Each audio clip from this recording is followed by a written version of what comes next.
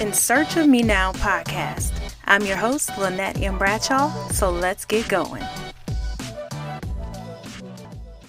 Every day, young girls and women live in fear because of domestic violence. They live in silence and in fear of what their partners may do if they ever tell. Once a year, we highlight this problem, and I believe that's not enough. Being a domestic violence survivor myself, we need to continue the conversation and break the silence of domestic violence. Join me and my panelists on May the 3rd, 2021 at my Facebook page, In Search of Me Now, 7 p.m. Central, 8 p.m. Eastern. Let's break the silence by consistent conversation. I'll see you there. Hey, it's Lynette here, and this segment is Girls Speak Up. That's right, I want to hear from you. I want to hear your aha moments, your ideas about upcoming episodes, or do you have a question you would like me to answer on an upcoming episode? All right, well, all you have to do is go to www.insearchofmenow, leave me a voicemail, leave me a comment, leave me an email, whatever you choose to do, and you may hear your message on an upcoming segment of Girls Speak Up. I'll be waiting for your questions, your comments, your voicemails. Let's go. It's all about you.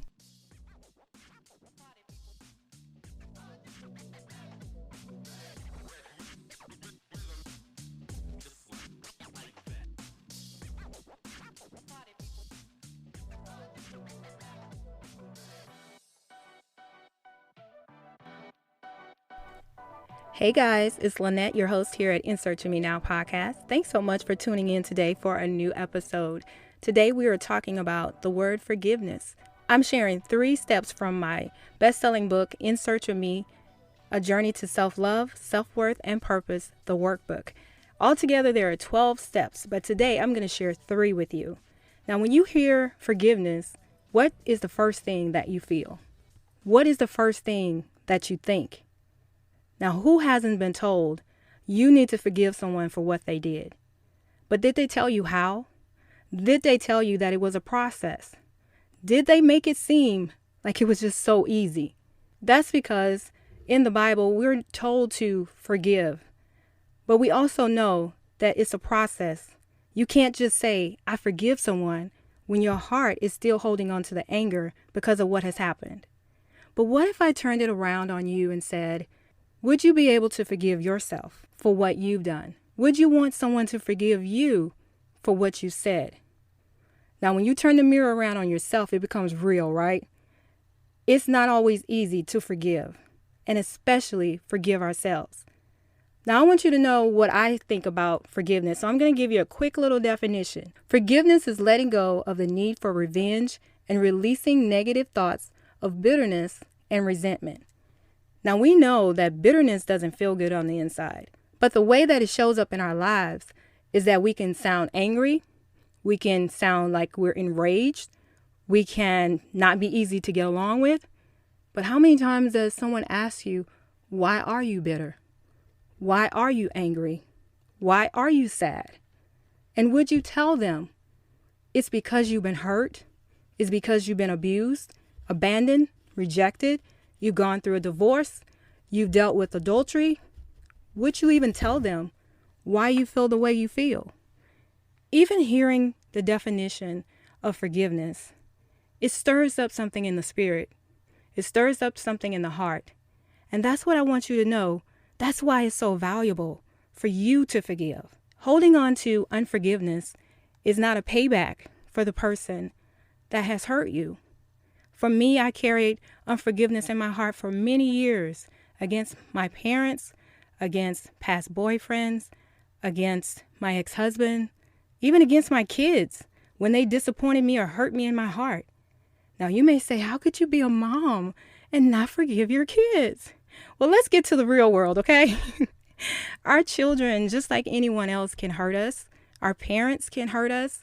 Our former lovers can hurt us. And we can also hurt ourselves. So forgiveness is not really about who it is or your relationship with them. It's about you understanding by not forgiving how much it's really hurting you. Regardless of what they've done or said, you holding on to that can hurt you even more. For me, I thought if I didn't forgive them, in some way I'm making them pay. right? I'm making them pay and I'm making them feel what I feel because they deserve it. But most of the times when we haven't forgiven someone, they have gone on with their life as if nothing happened. They may not even realize they've done anything to you or said something that offended you. They are fine. You are the one that's still carrying on all that baggage. Everywhere you go, you will have it on your back. It comes through your mouth. You have pain in your body. You're stressed. And sometimes you can't even realize why you really feel that way. Because the thing that happened or the thing that was said, it could have been so long ago that it has become so familiar to you. It's just like carrying around your purse. You just take it because you need to take it, and it has things in there that you need. And when you pick it up, you're used to the size and you just walk away with it. But I want to tell you something. When you choose to forgive and go through the process of forgiveness, you can remove a lot of weight off of your life. Now, I know like me, you want to be free, right? You don't want to be still hanging on to or being locked into an incident that happened, a person that hurt you, or something didn't happen that was supposed to happen. When you release it, you become really light. But I want to share with you just 3 steps that I have in my workbook to begin that process for you. And again, forgiveness is a process. Regardless of your belief, forgiveness is needed for everyone. And again, I talked about in the Bible when it tells us about forgiveness, about Jesus forgiving us 70 times 7. We still have to go through that process, okay? And one of the things I want you to know is this is not about the other person. This is all about you. That's right. It's all about you. You may have felt that you never had a voice. You may feel that no one wants to hear your voice or no one cares about what you have to say. In this instance, it's time for you to believe that your voice matters, that what you have to say is important, even if you just say it to yourself. Don't you understand? This isn't about them.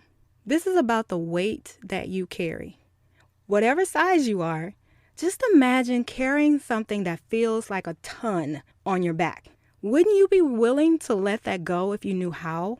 For me, I went to counseling. I prayed, but the counseling helped so much better at times than just praying because I had to learn how to identify what was going on inside of me. So I'll ask you this. What's really going on inside of you? Are you hurting still? Are you feeling like they still owe you something because they hurt you? But what if they didn't even know they hurt you? All the time when people hurt us in whatever manner that may be, it's not really them all the time, right? Sometimes it's because of things in the inside of us that we haven't dealt with, that when they say something or do something, it touches that sensitive spot inside of us. The reaction is not so much to them, but it's the part of us that they touch that we haven't dealt with. And I don't want forgiveness to be another thing that you carry around. You can use these same steps to forgive yourself. Yes, there are times we need to forgive ourselves, and I found that that's harder than forgiving somebody else. So are you ready? Let's go with step 1. Now, before we get started, I want you to know that you're going to be okay. I want you to find a piece of paper, and I want you to write down each of these steps. But under each step, I want you to do what it says to do. This process is not easy, and it doesn't always come quickly, but it is doable. And it's better to start the process and get to a point where you may have to stop and then finish than it is to never start at all. All right, step number 1 is acknowledge the act or the word. For many of us, the problem is we won't even admit that something has been done to hurt us. Do you know how powerful it is if the piece of paper that you have right now, you write down the act or the word that has caused you pain? It could be 3 pages long, but what about writing it down? Seeing it in front of you makes it real. And for many of us, we need to make it real before we can deal with it. Because if you don't acknowledge it, it didn't happen, right? But when you acknowledge something, that means you're giving it attention. Focusing on what happened is not a bad thing when you're working through this process. You're giving it attention, because before you may have been ignoring it, putting it in the furthest part of your mind and ignoring it. But on step 1, you're going to write down, acknowledge the acts or the words that were spoken or done to you that you need to forgive. Are you writing it down? All right, let's go on to number 2. Acknowledge the pain it brought. Now, you can't say, if you haven't forgiven them, that the pain didn't come, that you didn't have a reaction to it. You had to have a reaction to it for you to be holding on to it, for you to refuse to let it go. So when you write down the acknowledgement of whatever the act or word was, I want you to also write, what type of pain did it bring to you? Did it bring sadness? Did it bring anger? Disappointment? Did it make you feel some type of way? Rejected or abandoned? What did it make you feel? Because those feelings are showing up in your life, not just in relationships, how you interact with anybody, how you interact with yourself, because you're carrying around, let's put it this way. Think about all the stuff that you're carrying around in your spirit, in your heart. Those are wounds. They begin to stink. How do you want that to show up in your life? I don't think you do. And if it has been, it's time to clean it up, right? All right. So we are on to step 3. And remember, I told you there are 12 steps in my workbook for forgiveness. These are the steps that I took and I take whenever I have to forgive someone, or when God brings up another layer of something to me that I'm holding on to. I go back through these steps. So on step 3, acknowledge the person who caused it and the impact of it. Do you know how hard that was for me? Do you know I tried so hard to protect those that were close to me, that hurt me so deeply? I didn't want to put their face with what I was acknowledging, or put their face to how it made me feel. But when I did that, and when I do that, it gets emotional. It makes you want to shut down. But by putting a face to it, when I begin to work through this process, I can see a picture of them and seem as if I'm talking to them and letting out everything that their action or lack thereof made me feel. I can see their face, feel bold enough to tell them what they did. Now, I can't just leave you here with these 3 steps, even if it's 12. I want you to know, if you didn't already, that forgiveness begins in your heart. Because regardless of what was done, what was said, what you felt, and the place where it landed was in your heart. People can tell you, because of our belief system, that we are supposed to forgive. Yeah, that's true. But they never tell you need to acknowledge some things. You need to work through a process till when your heart has released that thing.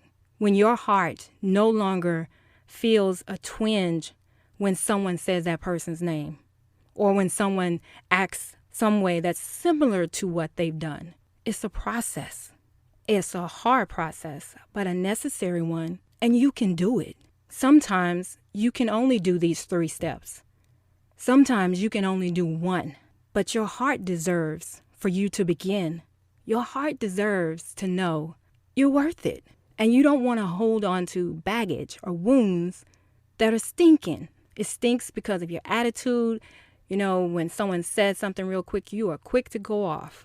You can't have great relationships, intimate or casual, because you're afraid someone's going to do to you what someone else did. And that's living in fear.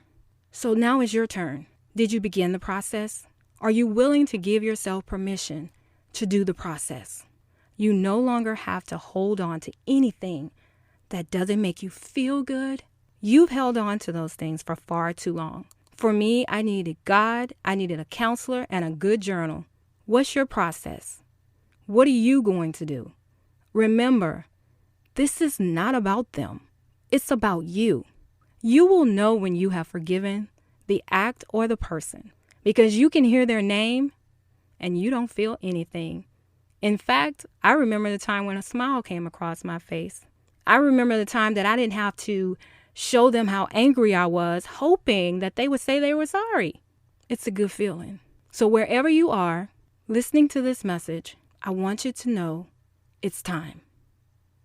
Let me know your thoughts about this episode on forgiveness. I know hearing about this is bringing up some things you really don't want to think about, but you have to think about it. If you need assistance, reach out to a counselor, a therapist. You can pray and read your Bible, but sometimes we need a little extra help, and sometimes we need to talk to someone who may not be family. But I want you to know you're not alone, and you will be okay. God is no respecter of person. He helped me through the process, and He continues because I haven't arrived. I still have to forgive things, people, and myself. So wherever you are in this process, begin and continue. Give yourself permission to be free for you. Thank you guys so much for listening to today's episode. What did you think about forgiveness? Did those 3 steps help you? Were they aha moments to you? I want to hear your thoughts about this. I want to hear what you think about forgiveness. And I also want to know, how does it help you?